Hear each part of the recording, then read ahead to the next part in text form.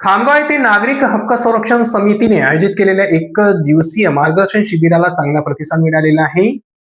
खामगाव नगरपालिकेने मालमत्ता करात वाढ केल्याने नागरिकांमध्ये संताप निर्माण झाले आहे.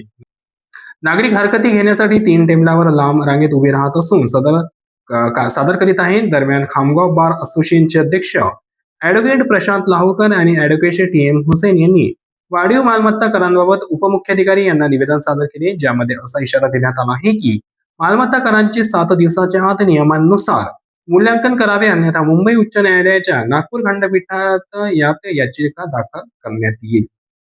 यावेळी अभिवक्ता तरुण मेहता यांनी दिलेली प्रतिक्रिया. नागरी हक्क समिती खामगाव द्वारे जे आहे नगर परिषद खामगाव यांनी जनतेवर अवाजवी करवाढ केलेली आहे.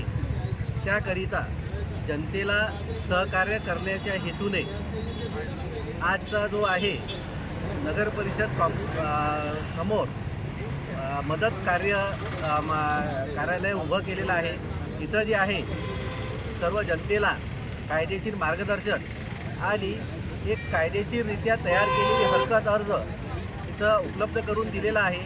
आणि जी करवाढ नगर परिषद मुख्याधिकारी यांनी केलेली आहे ती कायदेशीर नाही.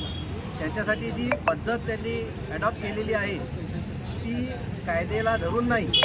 याकरिता त्याच्यामध्ये या जो अर्ज जनतेसाठी इथं उपलब्ध करून दिलेला आहे त्याच्यामध्ये सगळ्या बाबी त्यामध्ये नमूद केलेल्या आहे. आणि हा कायदेशीर हरकत अर्ज घेतल्यावर जनतेला जरूर याचा फायदा होईल या हेतूने नागरी हक्क संरक्षण समिती कार्य करीत आहे. आणि जनतेसाठी नागरी हक्क संरक्षण समिती नेहमी कार्य करत राहील.